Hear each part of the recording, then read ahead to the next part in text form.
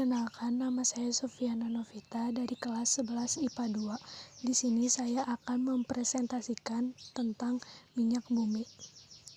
Pengertian minyak bumi. Minyak bumi dikenal dengan sebutan bahan bakar fosil. Minyak bumi merupakan bahan bakar yang berasal dari fosil, jasad renik organisme yang hidup di lautan.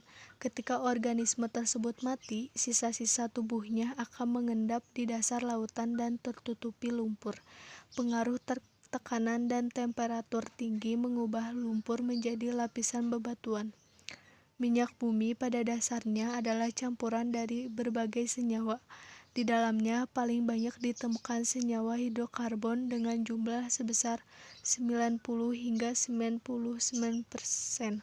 Selain senyawa hidrokarbon, terkandung pula senyawa belerang, nitrogen, oksigen, dan senyawa yang mengandung ikatan logam dengan karbon atau biasa disebut organologram, meskipun jumlahnya sangat sedikit. Proses pembentukan minyak bumi. Minyak bumi terbentuk dari jasad renik yang berasal dari hewan atau tumbuhan yang sudah mati. Jasad renik tersebut kemudian terbawa air sungai bersama lumpur dan mengendap di dasar laut. Akibat pengaruh waktu yang mencapai ribuan bahkan jutaan tahun, temperatur tinggi dan tekanan oleh lapisan di atasnya, jasad renik berubah menjadi bintik-bintik dan gelembung minyak atau gas. Lumpur yang bercampur dengan jasad renik tersebut kemudian berubah menjadi batuan sedimen yang berpori, sedangkan bintik minyak dan gas bergerak ke tempat yang tekanannya dan terakumulasi pada daerah perangkap yang merupakan batuan kedap. Berikut merupakan gambar proses pembentukan dari minyak bumi. Komposisi minyak bumi. Minyak bumi hasil eksplorasi masih berupa minyak mentah atau crude oil. Minyak mentah ini mengandung berbagai zat kimia berwujud gas, cair, dan padat. Komponen utama minyak bumi adalah senyawa hidrokarbon, baik alifatik, alisiklik, atau aromatik. Kadar unsur karbon dalam minyak bumi dapat mencapai 50% sampai 85%, sedangkan sisanya merupakan campuran unsur hidrogen dan unsur-unsur lain, misalnya nitrogen, belerang, dan oksigen. Komposisi minyak bumi terbagi menjadi 4, yaitu senyawa hidrokarbon alifatik rantai lurus, yang sering disebut alkane atau normal parafin. Contohnya etana, propamana. Yang kedua ada senyawa hidrokarbon bentuk siklik, merupakan senyawa hidrokarbon golongan sikloalkana atau sikloparafin. Yang ketiga ada senyawa hidrokarbon alifatik rantai bercabang. Senyawa ini golongan isoalkana atau isoparafin.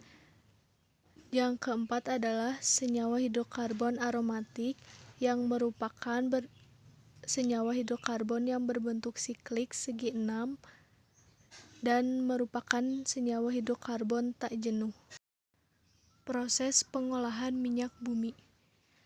Yang kesatu ada proses destilasi, yaitu proses pemisahan fraksi-fraksi yang ada di minyak bumi, di mana pemisahan fraksi tersebut berdasarkan pada perbedaan titik didih dilakukan pada sebuah wadah tabung tinggi yang kedap terhadap udara pada suhu 370 derajat Celcius. Yang kedua adalah proses cracking. Cracking adalah proses menguraikan molekul-molekul besar senyawa hidrokarbon menjadi molekul hidrokarbon yang lebih kecil. Proses cracking ini sering disebut sebagai proses refinery. Secara umum, proses cracking dapat dilakukan dengan 3 cara, yaitu time catalytic cracking, cracking, hydrocracking. Yang ketiga ada proses reforming. Proses reforming adalah proses merubah struktur pada molekul fraksi yang mutunya buruk menjadi molekul fraksi yang mutunya lebih baik. Pada proses reforming ini dapat dilakukan dengan menggunakan katalis atau proses pemanasan. Proses yang keempat adalah proses alkilasi, adalah proses penambahan jumlah atom pada suatu fraksi sehingga molekul sebuah fraksi tersebut menjadi lebih panjang dan bercabang.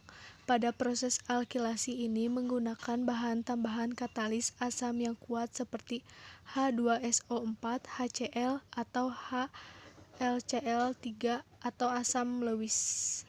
Yang kelima, ada proses treating. Treating adalah proses pemurnian fraksi minyak bumi melalui tahap eliminasi bahan-bahan pengotor yang terlibat dalam proses pengolahan.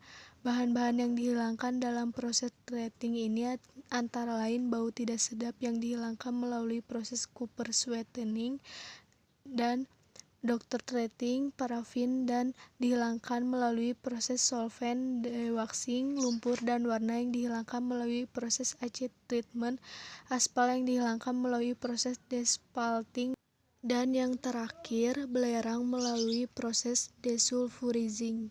Dan yang terakhir ada proses blending. Blending adalah proses yang dilakukan untuk meningkatkan kualitas produk siap pakai dengan cara menambahkan bahan-bahan aditif ke dalam fraksi minyak bumi. Salah satu bahan aktif yang digunakan adalah TEL, tetraethyllead. TEL ini merupakan bahan aditif yang digunakan untuk menaikkan bilangan oktan bensin. Sekian presentasi dari saya. Maaf apabila ada kata yang kurang berkenan. Mohon dimaafkan. Terima kasih. Wassalamualaikum warahmatullahi wabarakatuh.